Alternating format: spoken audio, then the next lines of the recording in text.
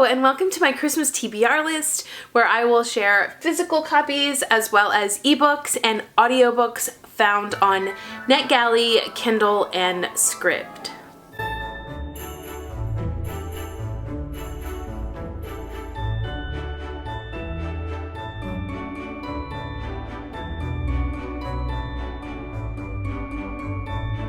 I am going to start with adult books, and first I will start with the devotion that I am going to read this month for Advent. It is called A Light Has Dawned. It is Meditations on Advent and Christmas. This was published by Christianity Today, and the thing that I liked about it is that a lot of times Advent devotions are just very short, and this is not. So it starts on November 27th, which is perfect for this year. So one day is like 3 to 5 pages, which is super. And it goes all the way to Epiphany, which I also really enjoy. I'm always happy that when something goes out to January 6th, because we do celebrate the 12 days of Christmas in our family. And I just love sitting in the Christmastide and not just being done on the actual day. So this goes all the way out to Epiphany, which is fabulous. And it has writings by Elizabeth Elliot, as well as Billy Graham, Philip Yancey, Tim Keller. So a lot of different authors are included in this. And I have a devotion with a similar setup that I'm going to share in my favorite adult Christmas books video later. Very similar format. So I just love this format and I'm excited to read this. Next, it's also kind of a devotion style, and that is Letters from Father Christmas by J.R.R. Tolkien. I am going to read this a little bit each day and let my kids look at it as well. I love this version where it has his artwork and then it's also typed out so that you can see what it is that he wrote, because sometimes he used like this special squiggly writing that's kind of difficult to read. And so these are letters that J.R.R. Tolkien wrote to his children, is my understanding, during Christmas over many years. And while it is secular in nature, because these are letters from the North Pole and they have elves and polar bear, I know that with Tolkien, he will have some elements of truth, beauty, and goodness sprinkled throughout these letters. So this is another kind of more spiritual book, and it is Richard Paul Evans' The Christmas Box Collection. So this is actually 3 books published in one, and the books are The Christmas Box, Timepiece, and The Letter. So Richard Paul Evans is very well known for his Christmas writings and has many books in the library. I almost filled a whole shelf on the stack of his books. But I found this used, I think, in a Goodwill store, and I've been saving it. And so I'm going to read these 3 first of his. I've not ever read anything of his. My understanding is they're kind of this heartwarming but also heartbreaking tales that kind of show the strength of sacrificial love. And so I think it's just a lot of family interactions and challenging relationships. So I am excited to slowly read this through the Christmas season. Next, I am planning on joining the Cozy Hollow Mystery Book Club reading for the month, and that is The Apple Cider Slang by Julie Ann Lindsay. So my library does have this, but because this will consist of a lot of dialogue in the Discord app, as well as a live stream where we talk about the book, and I will probably tab it, which I realize for a cozy mystery tabbing is a little bit much, but I do want to be able to access things that really struck me whenever we have discussions about it.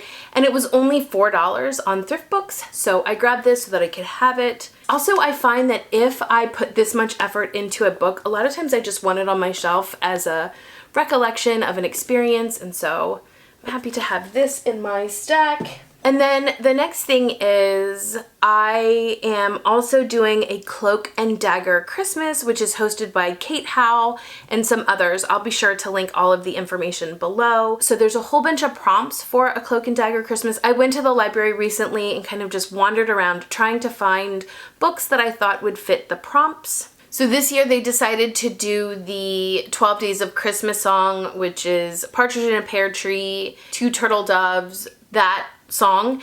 And so for the alliterative title, prompt, I grabbed this Joanna Fluke murder mystery, and it's called The Christmas Cupcake Murder.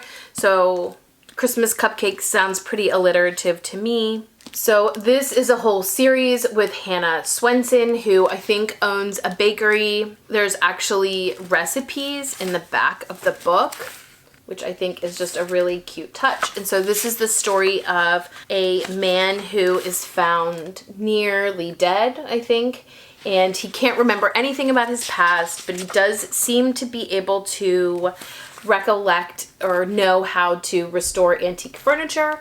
And so Hannah Swenson decides to try to help him figure out his past. Another prompt is to read a book with nobility in it. This is such a stretch, but I found this Mr. Dickens and His Carol, and I was wondering if Charles Dickens could be literary royalty and have that count. So this is just a take on Charles Dickens as he is writing the Christmas Carol. I think he had a really hard time getting it published. He grew up in a very poverty-stricken situation, and so he's trying to avoid that as an adult with children and a wife to take care of. And so anyway, I grabbed this. I've actually seen this movie, so I grabbed this as well, The Man Who Invented Christmas by Les Standiford. I really loved this movie, so I figured they're probably very similar. Since I've seen this movie, I thought I would give this a try, and I will count that as nobility. Another prompt is to read a book with foil on it. And so this is Christmas Bells.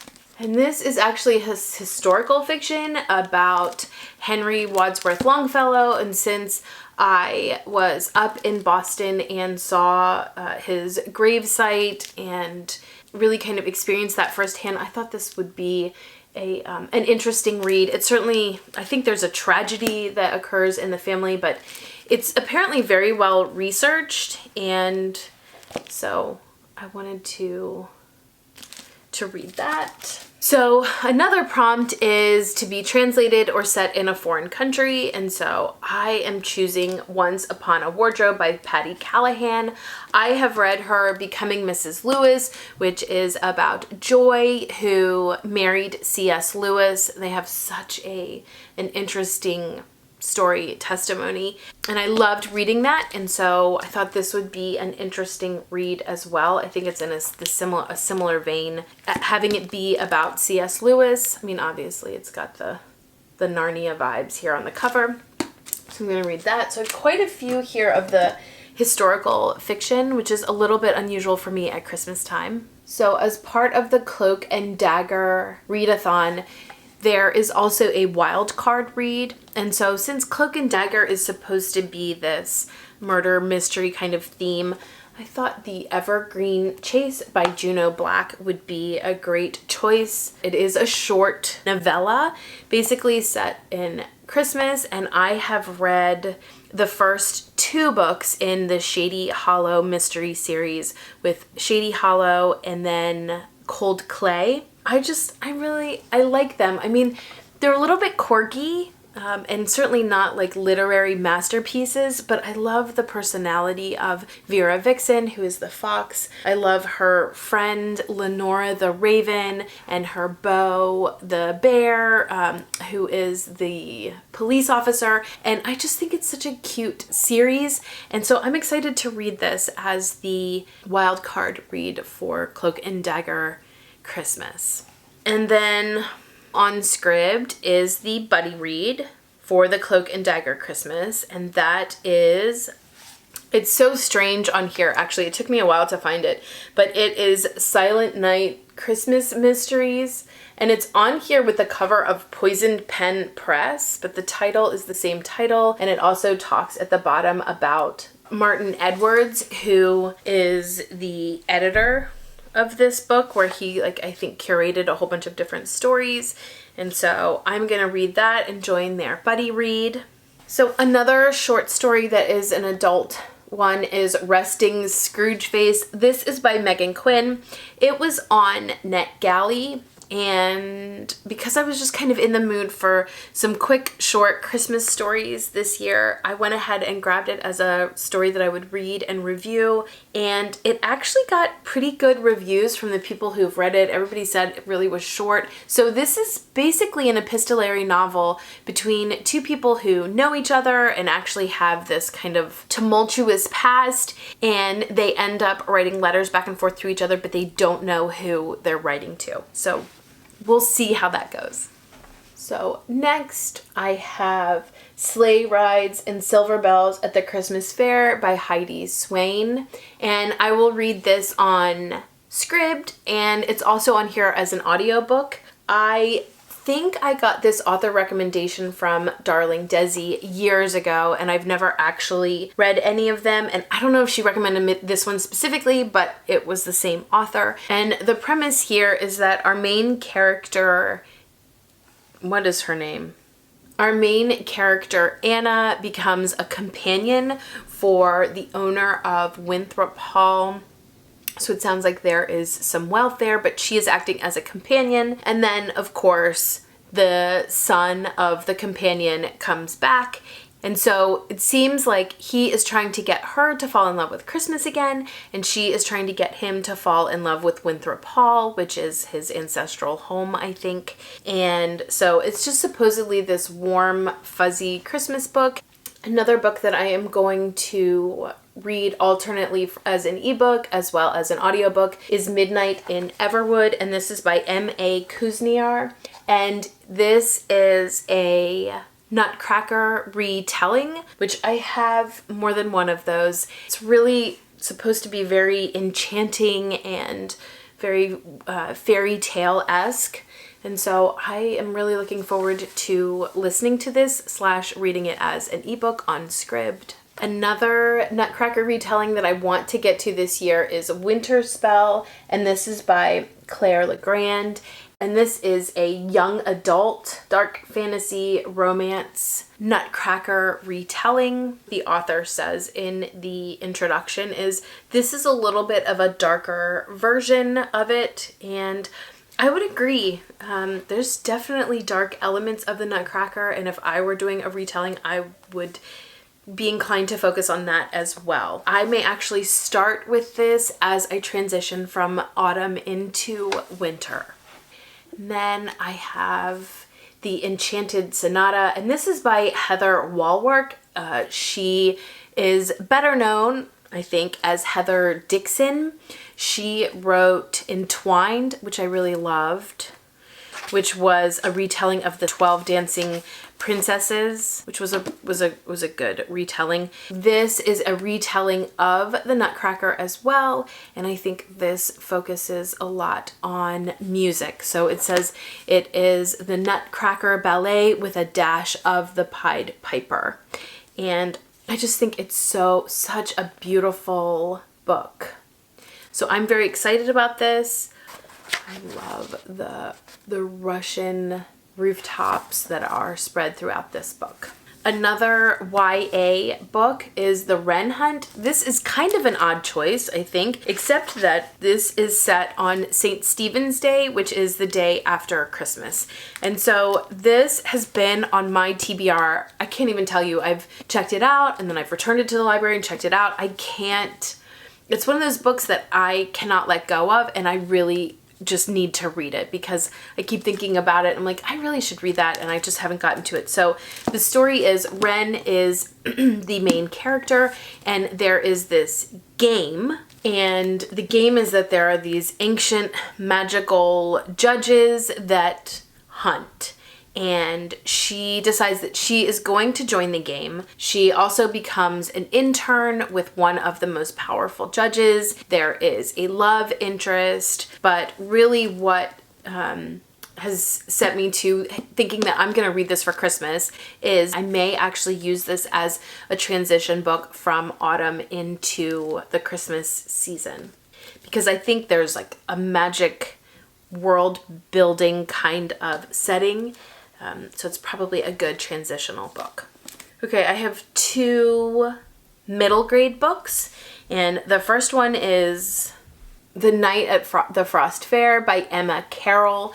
This is such a short story. The audio version here is 40 minutes. And I like Emma Carroll. I have read some of her work, and they're good middle grade historical fiction. This is the story of a girl who goes back in time to when the Thames freezes over in the winter, and she can't figure out if it's a dream or if she's been transported, and she doesn't know how to get back. And so I just thought this was a really cute, again, the kids and I could listen to this while we're wrapping gifts and all of that. And so I just thought it was worth a listen. And then the last one is Cece's Journal, Lost and Found. I have read the first couple of Cece's Journal. I heard about these books from Amanda at the Curly Reader, and this one is a Christmas one. It is called The Last of the 5 Treasures, and she's decorating the Christmas tree, and it just looked like, again, fun, cute, middle grade graphic novel read for the Christmas season. So I'm going to add that into my TBR as well. So if you have any books that you would love to share that are your favorite Christmas or that are on your TBR list, please feel free to leave that below. Thanks so much for watching, and until next time.